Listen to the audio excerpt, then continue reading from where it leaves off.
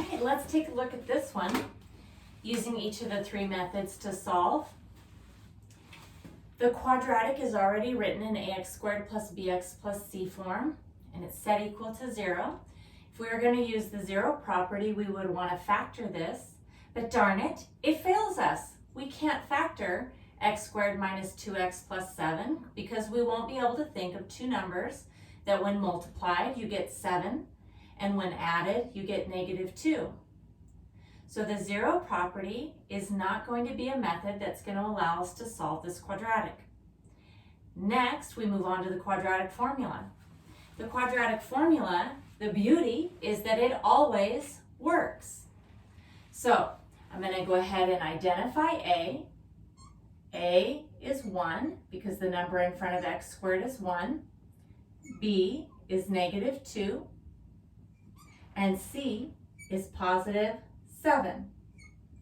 I begin substituting these values in to the formula. So we have x equals negative b.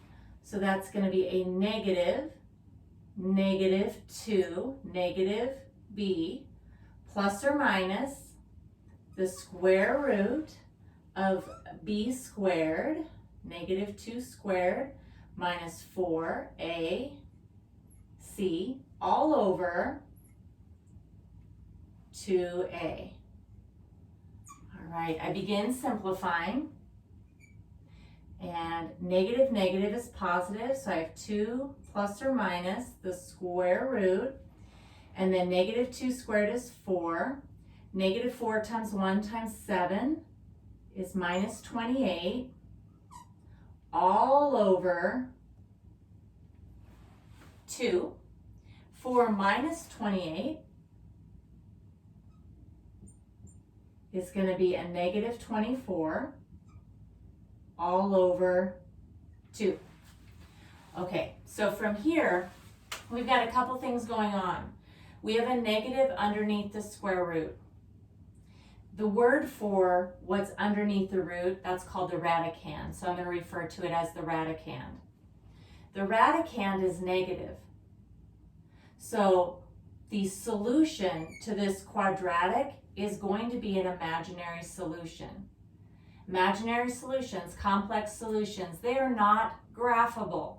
So in a moment, I want you to remember that when we get to solving with the graphing calculator, because we will not have any real solutions. But let's go ahead and finish it out to find some complex solutions. I'm going to rewrite the 24 in factored form, and I'm also just going to put a times negative 1 there. So 24 is 4 times 6, and 4 is 2 times 2, and 6 is 2 times 3, all over 2. And then we are going to take the pair of 2s. We have a pair of 2s, so we're going to take a single 2 out front.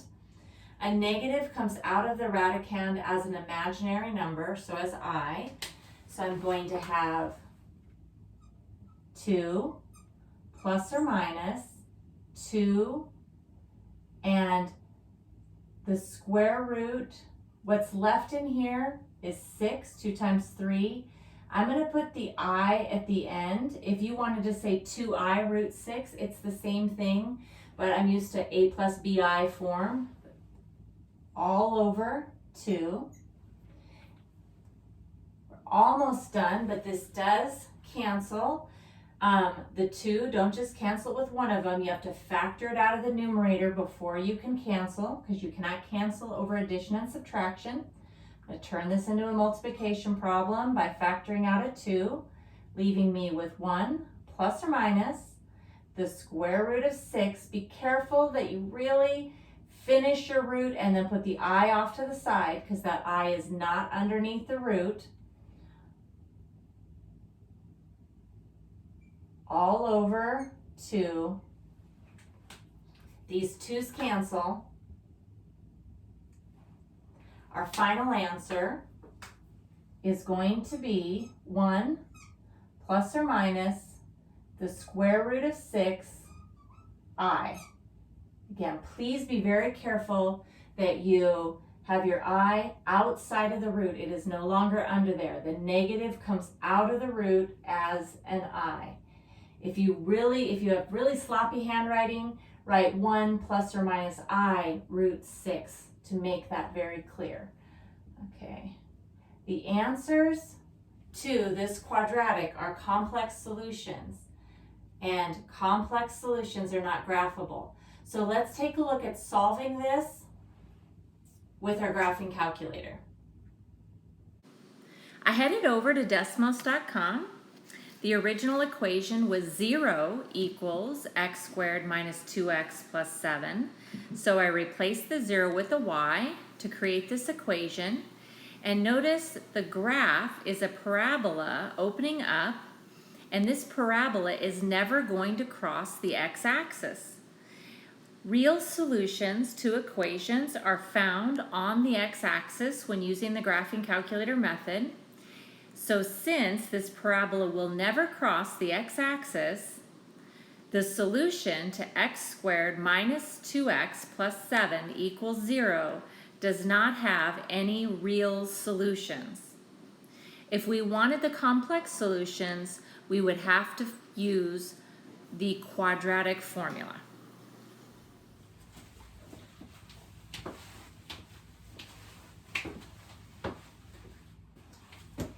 Okay, one last example.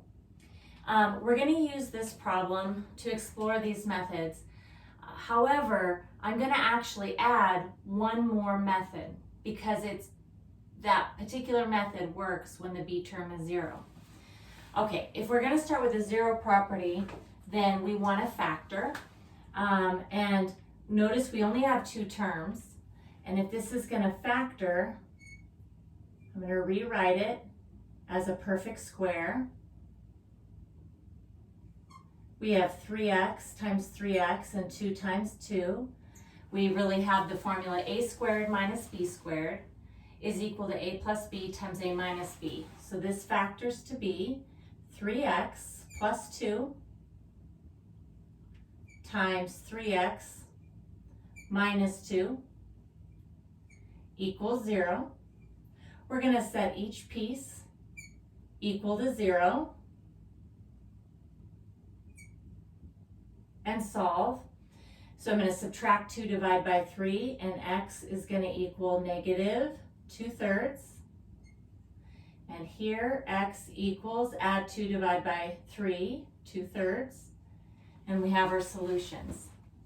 If we're going to use the quadratic formula, it may seem a little funny because we don't have a middle term. But the quadratic formula does actually still work. Starting here, our a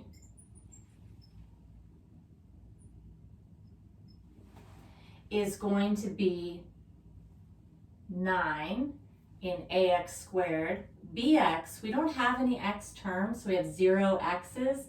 So our b would be 0. And then our c is negative 4.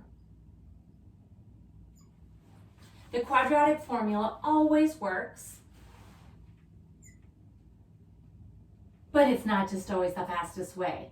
All right, so negative b would be negative 0 plus or minus the square root of b squared, so 0 squared minus 4ac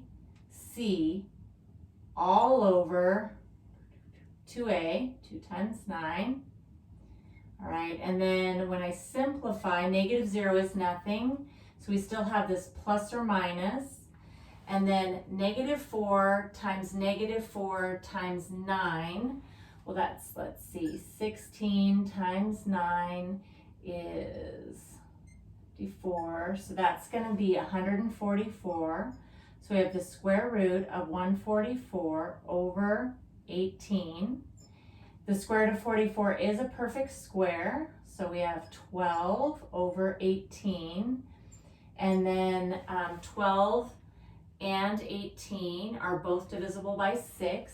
So if I simplify that, I'm going to have positive and negative 2 over 3. And what do you know? We have the same answer. Okay, well, the graphing calculator method, I'm going to go ahead and skip that because we've had several examples, but I'm going to add on method 4, and that is to solve algebraically.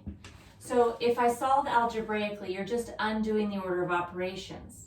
That is not possible on a quadratic unless the b term is 0. In other words, we don't have that x. So I'm going to come on back and kind of squeeze this in over here.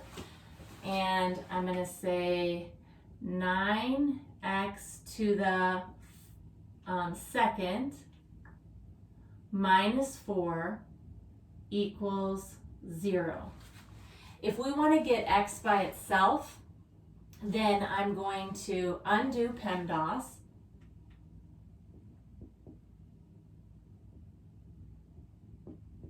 So I want to get rid of any addition or subtraction first.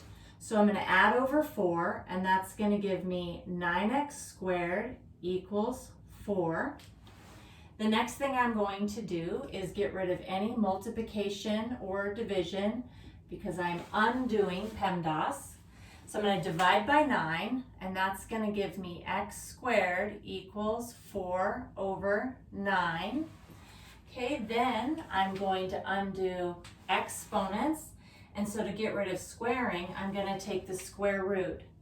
But if you use this shortcut, this method 4, when the b term equals 0, don't forget when you square root, you get the positive and the negative. So we're going to have plus or minus the square root of 4 over 9.